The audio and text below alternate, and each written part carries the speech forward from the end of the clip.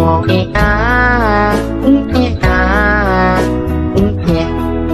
been a really, really messed up week.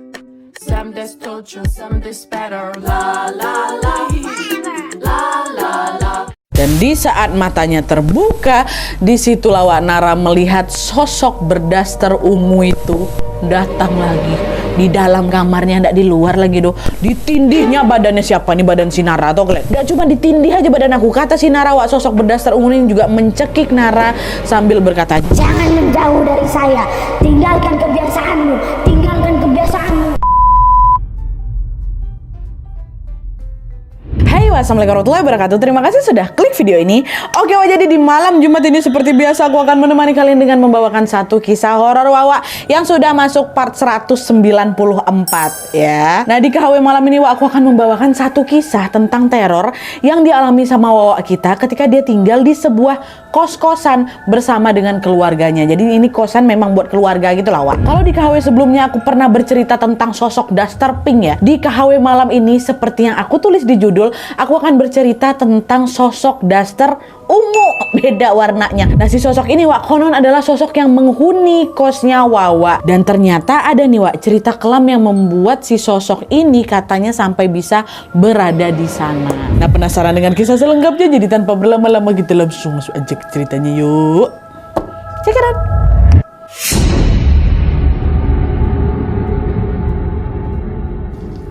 Oke, Wak, jadi kisah yang akan aku sampaikan malam ini dikirim sama Wak kita yang bernama Nara dari Makassar. Halo Nara. Nah, jadi ceritanya Wak, Nara ini adalah anak ketiga dari 5 bersaudara. Di keluarganya, Nara ini adalah satu-satunya anak yang memang punya kemampuan bisa melihat makhluk astral, tajam matanya ini. Dan katanya kemampuannya itu diturunkan dari ayahnya. Jadi dari keluarga besarnya si Nara ini cuma 2 lah yang tajam, Nara sama bapaknya ya. Nah, pada saat kejadian ini Wak, Nara sama keluarganya baru saja pindah ke sebuah kos-kosan. Mereka menyewa 2 petak kamar kos yang memang ukurannya cukup luas. Hanya saja kamar mandi kosan itu adanya di luar Wak, dan lokasinya berada di bagian belakang dekat sebuah sumur. Jadi bukan kamar mandi dalam kosan ini Wak, kamar mandi luar, sharing sama penghuni kos yang lain ya. Nah, kayak aku bilang tadi, di belakang itu kan ada sumur, baru ada kamar mandi kan. Nah, FYI pada saat si Nara sama keluarganya itu pindah ke sana, sumur di belakang kosan itu sudah dalam kondisi tertutup, bukan sumur aktif, bukan sumur yang sering dipakai, udah ditutup lah gitu intinya. Nah, dalam itu kan singkat cerita, pada suatu hari Wak, tepatnya di jam 6:30 malam, Nara yang waktu itu ceritanya abis capek beres-beres rumah ini bergegas mau mandi di kamar mandi umum nih kan. Tapi anehnya pada saat itu Nara merasa kalau suasana kamar mandi ini tiba-tiba nggak kayak biasanya, lain gitu hawanya. Nah, dia entah kenapa, aku juga sempat ngebatin ini kenapa ya hawanya nggak enak ya. Apa karena aku mandi maghrib kali aku tuh entah apa cari penyakit mandi kok ya maghrib ya kan. Tapi waktu itu Nara pun mencoba menepis pikiran buruknya dan dia lanjut mandi lagi nih seperti biasa. Nah, pas lagi mandi ini Wak, tiba-tiba Nara dengar ada suara gerasak-gerusuk gitu dari arah sumur, kedengar dari dalam itu. Nara pikir tuh suara tikus atau suara apa gitu ya kan. Dah, dia cuek aja, lanjut lagi mandi. Sat selesai mandi, Nara beranjak keluar lah dari kamar mandi. Nah, waktu keluar itu baru buka pintu Wak, di sana dia tengok ada seorang mbak-mbak perempuan berdaster ungu lagi berdiri dekat sumur. Sumur tuh di sini, nah dia kamar mandi tuh di sini. Buka pintu langsung nampak. Nah, si mbak ini bukan ngantri tapi dia tegak dekat sumur. Nara waktu itu mikir, oh ini mbak-mbak daster ungu nih pasti tetangga kosan aku nih. Gak ada mikir macam-macam. Nara malah nyapa dengan ramah, halo mbak, permisi, mau pakai kamar mandinya ya? Maaf ya mbak, udah nunggu lama nih, saya baru selesai mandi. Kata siapa? Kata Nara kan. Nah, mendengar ucapan Nara, mbak daster ungu tuh diam aja Wak, dia gak jawab apa-apa tuh. Dan Nara pun gak ambil pusing, langsung aku berjalan balik masuk kamar aku kan dia. Nah, tidak lama setelah si Nara ini balik ke kamar, pas pula gantian mamanya yang mau mandi. Tapi belum sempat mamanya keluar, Nara udah ngasih informasi dulu, mending gak usah lah mandi sekarang, tadi ada mbak-mbak juga mau masuk kamar mandi tuh, kayak dia mau mandi. Udahlah nanti aja lah mandinya, kata si mama, kata si Nara kan. Nah, dengar itu mamanya jawab, oh iya, ya udahlah deh, nggak apa-apa lah, nanggung. Mama udah siap-siap bu anduk bu ini semua, udah nggak apa-apa, mama nunggu aja depan kamar mandi. Nah, akhirnya mama tetap nih Wak pergi keluar menuju ke kamar mandi belakang di dekat sumur. Dan Nara ganti baju apa siap-siap segala macam. Tidak lama kemudian si mama balik lagi nih ke kamar, nggak lama tuh, ada mungkin 10 menitan lagi tuh mama balik. Dan sudah dalam keadaan selesai mandi. Heranlah si Nara kan, mama langsung mandi mah, kok cepat mandinya? Nggak ngantri mama tadi sama siapa? Nggak nunggu si mbak tadi mandi? Enggak, tadi waktu mama datang ke sana kamar mandinya kosong kok, kata si mama kan. Nah, dengar ucapan itu si Nara cuma ngebatin, oh ya udahlah, mungkin si mbak tadi tuh bukan mandi, mungkin cuma buang air kecil aja nih, makanya cepat gitu. Dah lah di situ ya udah berlalu gitu aja. Nara nggak ada mikir hal-hal buruk nih. Singkat cerita, waktu pun berlalu. Nara sama keluarganya tetap tinggal di kosan itu dengan nyaman tanpa ada kendala yang berarti, Wak. Sampai akhirnya pada suatu hari bapaknya Nara yang tajam ini juga tiba-tiba ngampiri Nara. Lalu dengan wajah serius ayah ini ngomong kayak gini, Nadia, Nara, ayah mau tanya, kamu pernah lihat perempuan berdaster ungu di dekat sumur belakang itu, Nak? Kata ayah kan. Tuh ku jawab, iya Nadia. Oh iya ayah, pernah. Kapan hari dia sempat tuh yang ngantri nunggu kamar mandi sama Nara, katanya. Nah waktu denger itu bapakku diam, Nadia. Oke. Nak, jangan sekali-sekali kamu berkomunikasi sama dia ya. Anggap aja dia nggak ada. Dia itu jahat, kata bapak kayak gitu. Dia heran si Nara ini kan. Nara nanya balik, loh emangnya kenapa pak? Siapa dia? Kenapa dia jahat? Perempuan yang kamu lihat itu bukan manusia, Nak. Cuma kamu dan ayah aja yang bisa lihat dia. Makanya anggap aja dia nggak ada ya. Kaget lah aku di situ. Setelah sekian lama aku sering beradu tatap. Jadi nggak cuma sekali itu aja, beberapa kali juga aku sering beradu tatap sama si kakak baju ungu nih. Tapi baru itulah aku tahu kalau dia ini bukan manusia, karena tampilannya memang betulan kayak manusia. Nara ini kan memang tajam kan kayak aku bilang tadi, tapi selama ini aku tengok kalau memang hantu tuh seram, dia nggak napak tanah, dia ini macam manusia. Itu untung dibilang sama bapakku kalau ternyata dia ini bukan manusia. Orang selama aku ketemu dia aku nggak ada curiga sama sekali kok. Nah dah tuh setelah Nara ini tahu kalau mbak-mbak daster ungu tadi itu adalah makhluk astral atau hantu, alhasil sesuai perintah ayah, Wak, Nara pun mengabaikan keberadaan si mbak-mbak daster ini. Setiap kali aku mau mandi, nah dia pasti aku ketemu mbak daster ungu tuh di sana. Tapi kali ini berbeda, Wak. Nara selalu bersikap cuek, seolah-olah tuh sosok tuh nggak ada di kacang ini lah sosok itu. Nah lama kelamaan sepertinya sosok ini tahu nih kalau Nara nyuekin dia. Karena setiap kali Nara ini lewat di depan yang ngelengos gitu aja, sosok ini bakal natap si Nara dengan mata melotot marah, Wak. Kan dikacangin terus sama si Nara kan, dia kayak marah gitu, Nat. Sampai akhirnya pada suatu hari pada saat sedang sendirian di kosan, Nara memutuskan untuk duduk-duduk santai tuh di depan kamar, ada kursi gitu kan, duduk gitu kan, main-main lah biasa. Terus tiba-tiba sosok daster ungu nih ada juga di situ. Dan untuk pertama kalinya Nara bilang Nara mendengar dia bicara. Jadi selama ini Nara kan cuma tatap-tatapan aja nih, nggak pernah ngomong. Tapi pada saat lagi duduk di luar itulah ada dia ngomong dengan suaranya yang berat dan dalam. Sosok itu tuh macam lagi komunikasi sama aku. Dia ngomong kayak apa? Saya tahu kamu bisa melihat saya. Nah Nara ya waktu itu posisinya lagi duduk santai dan mungkin aku tuh lagi nggak fokus waktu itu karena dia tiba-tiba refleks aku jawab. Iya aku bisa lihat itu, nggak sengaja aku tuh jawab kayak gitu. Nah setelah ngomong kayak gitulah baru aku deg-degan karena kan kemarin si ayah pesan apa? Jangan pernah sekalipun kau berkomunikasi dengan sosok itu, bahaya. Ini jawab sama aku, nah dia nggak sengaja aku. Dan ternyata apa yang disampaikan sama ayah itu betul kejadian. Karena sesaat setelah si Nara jawab kayak gitu, iya aku tahu kok gitu kan, sosok daster ungu ini tiba-tiba melayang semakin dekat ke arah si Nara. Dan daster yang awalnya berwarna ungu itu tiba-tiba berubah putih, kata si Nara. Dan ketika sosok itu mendekatkan wajahnya menatap si Nara dari jarak sedekat itu, aku bisa nengok dia ternyata kedua matanya sosok itu tuh merah terang, bajunya putih. Oh kata dia, nge-freeze si Nara, nggak bisa gerak. Tapi untunglah waktu itu ayah lagi ada di kosan, langsung teriak, Nara cepat masuk, Nara cepat masuk, kata si ayah. Teriakan ayah itulah yang langsung membuat si Nara ini tersadar, dan dengan gerakan cepat ayah juga langsung menarik tangannya Nara membawa si Nara masuk ke kamar. Oh sampai di kamar kenamuk langsung sama bapakku, kan udah ayah bilang jangan pernah berkomunikasi sama dia. Ngapain kamu ngomong sama dia? Kamu tahu nggak? Dia itu udah hampir mau ngerasukin kamu loh. Untung ayah lihat, kalau ayah tadi nggak ada di sini gimana? Hah? Wah, bandel kamu ya. Dengan tubuh gemetar karena ketakutan dan shock, Nara bilang, iyalah ya, maaf lah ya, Nara nggak sengaja, nggak tersadar sama Nara. Nara jawab itu aja, punten aja tadi, maaf lah ya. Udah, jangan kau ulang lagi ya.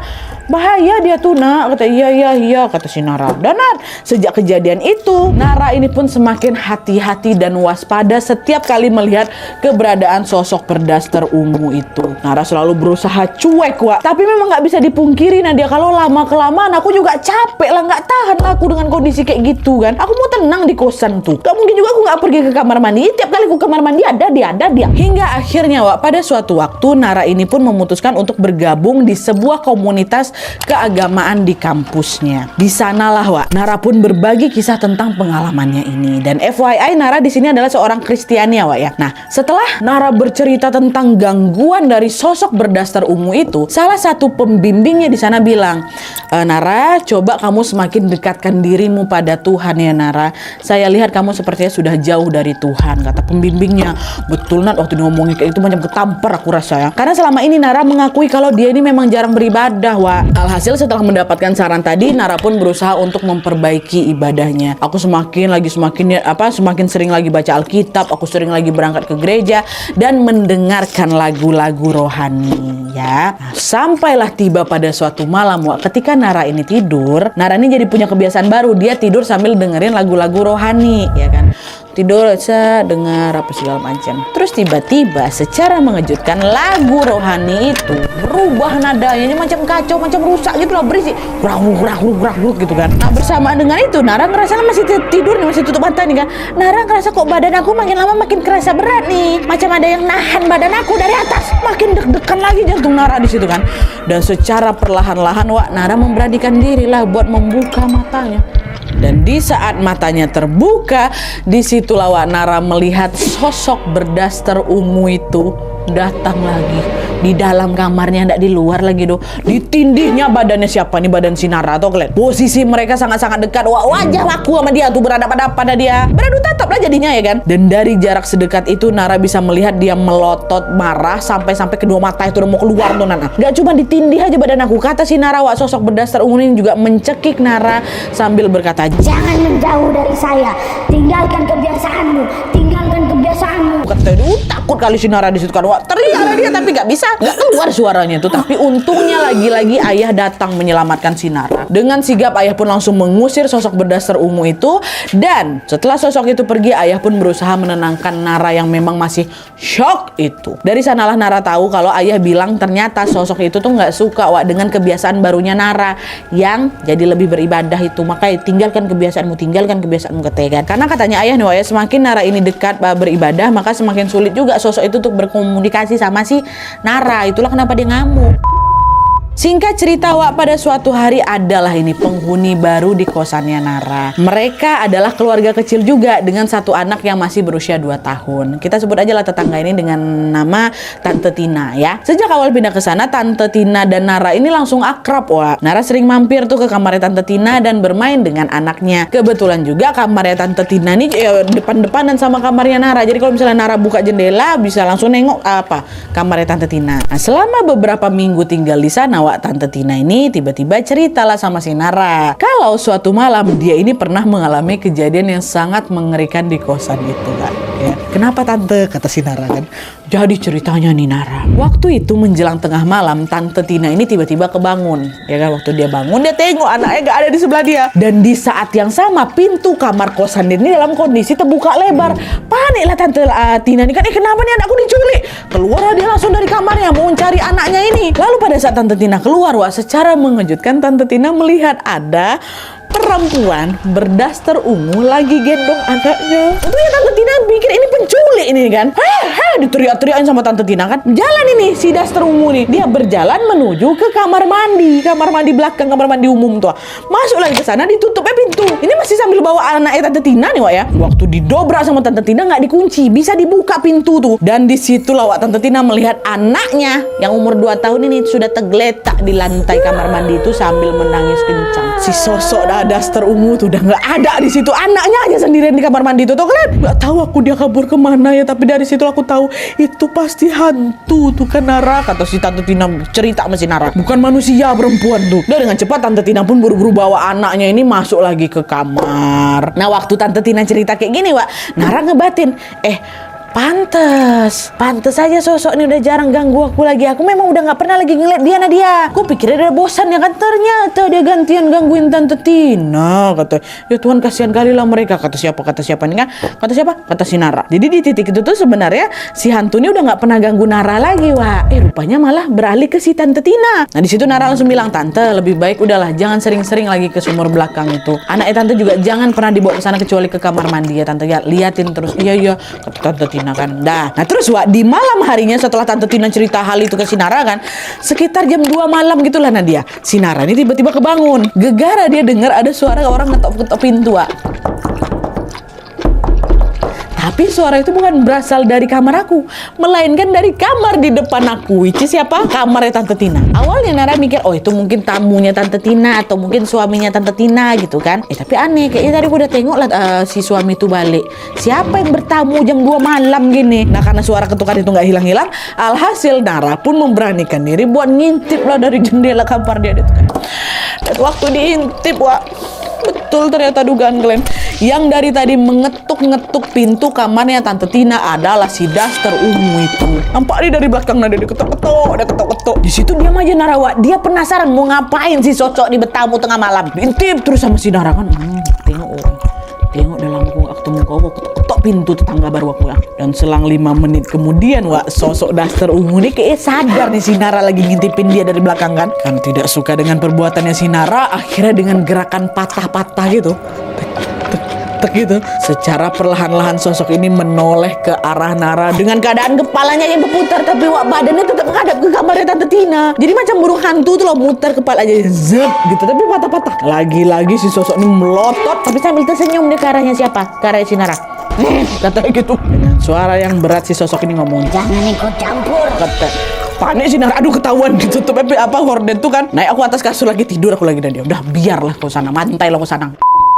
Nah keesokan harinya langsung nih Nara main ke kamarnya Tante Tina kan. Di situ Nara langsung bilang, Tante maaf, semalam Tante dengar nggak ada suara-suara orang ngetok pintu? Kaget di situ Tante Tina, Wak. Hah? Pintu kamar yang mana Nara yang diketuk? Pintu kamar Tante? Tante nggak ada dengar apa-apa tuh. Emangnya ada apa? Nggak denger Tante Nara nih, Tante Tina nih ternyata, Wak. Nah disitulah Nara langsung ceritain semua yang Tante Tina kan, mulai dari dia dengar suara ketukan pintu sampai kepala patah-patah nengok ke belakang, nengok dia dari belakang tuh, terus sampai si sosok ini ngomong jangan ikut campur kayak gitu. Ceritain semua sama si Tante Tina kan. Meski Tante Tina tidak mendengar dan juga tidak melihat apa yang diceritakan sama Nara, Wak, tapi di situ Tante Tina nih percaya sama si Nara kalau Nara ini nggak bohong. Terus di situ Nara pun ngasih saran lah ke Tante Tina ini buat cobalah Tante ngomong aja lah langsung kita ke pemilik kosan yuk. Masalahnya di sini Nadia, kalau misalnya aku sama bapak aku aja diganggu nggak masalah lah. Ini Tante Tina ini tumpul juga, kenapa dia diganggu? Kami udah agak lah terbiasa, bisa juga lah menanganinya kan. Tapi kasihan Tante Tina ini punya anak. Cuma nggak enak pula aku yang langsung ngomong sama pemilik kosan ini kan. Mending Tante Tinanya langsung nih yang ngomong ke pemilik kosan. Barangkali si ibu pemilik kos ini tahu tentang siapa sosok daster ungu itu ya kan.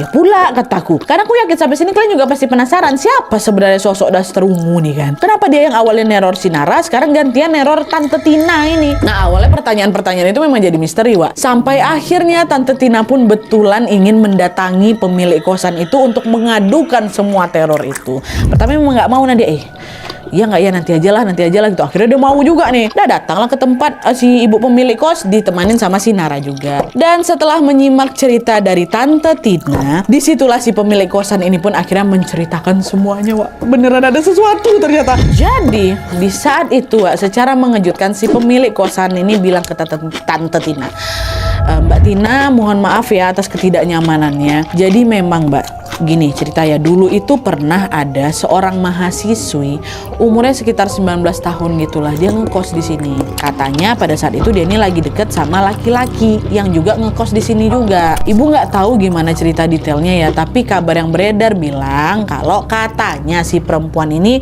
dinodai sama si laki-laki tadi. Dan karena stres, laki-laki ini nggak mau tanggung jawab, akhirnya perempuan itu pun memutuskan untuk mengakhiri hidupnya, kata dia. Oh gitu Bu, katanya. Nah, di tengah ceritanya itu si ibu pemilik kosan ini terdiam bentar nih, Wak.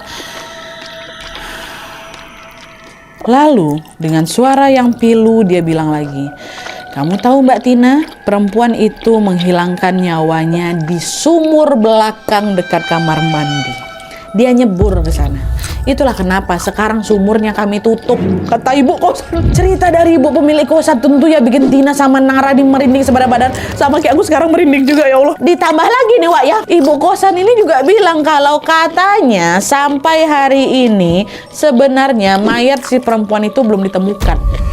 Loh kok belum ditemukan? Dia kan katanya nyelam di sumur itu dia. Belum, Wak. Sumurnya terlalu dalam ternyata. Ketika mau dievakuasi, ketika orang-orang mencoba memeriksanya, mereka itu hanya menemukan salah satu kaki dari perempuan itu. Nah, kaki itu aja kata yang dikuburin, Wak. Sedangkan anggota tubuh lainnya masih berada di dalam sumur itu. Nggak ketemu, dievakuasi nggak ketemu mayatnya.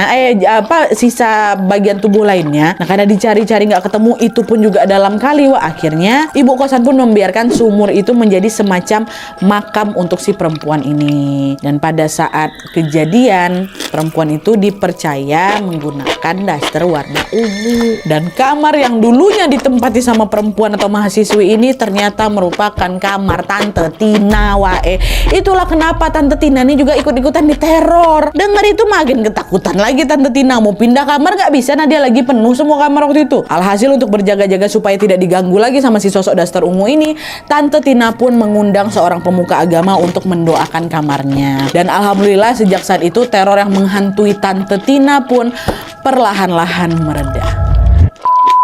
Tapi tunggu dulu, Wak, ceritanya belum selesai. Karena ternyata setelah dibersihkan, sosok daster ungu itu memang udah nggak lagi neror Tante Tina sama keluarganya, Wak.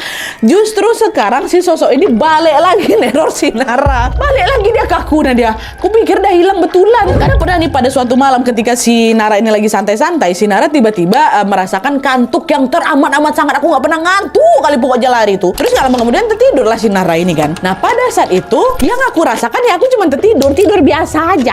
Tapi ternyata menurut kesaksian keluarganya dan juga orang-orang kosan, Wak, di saat itu sebenarnya Nara ini sedang kesurupan sosok perempuan daster ungu. Dan yang lebih seramnya lagi pada saat merasuki Nara, Wak, sosok ini bilang, nih kata orang-orang yang dengar si Nara ini kesurupan ya, Anak ini harus menemaniku di dalam sumur itu. Dia harus ikut denganku. Katanya.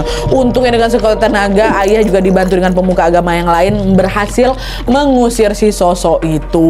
Dan itulah gak lama kemudian sosok ini pun keluar dari tubuhnya Nara dan Nara pun tersadar kembali. Nah pada saat itu semua orang jadi bingung nih, kenapa sosok ini balik lagi mengincar si Nara ya kan? Gak ada sebenarnya jawabannya Nadia, tapi mereka menduga mungkin ya si daster ungu ini merasa kesepian di dalam sumur. Hingga akhirnya dia ketemulah sama Nara yang ternyata bisa nengok aku nih. Itulah makanya dia pengen bawa si Nara masuk dalam sumur juga, coy. Dan sejak kejadian kesurupan itu tentunya Nara ini semakin ekstra berhati-hati dan waspada lagi.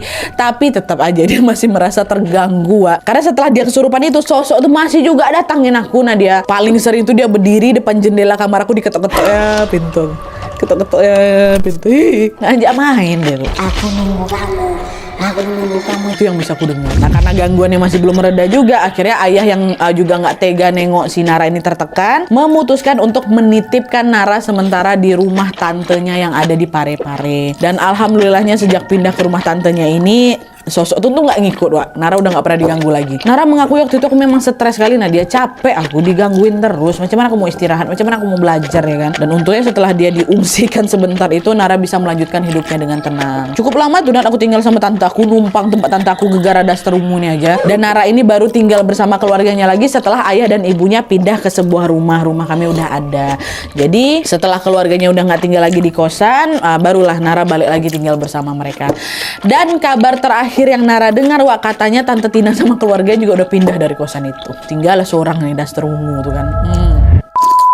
Oke, Wak, jadi itu tadi cerita tentang teror menyeramkan yang dialami oleh Nara.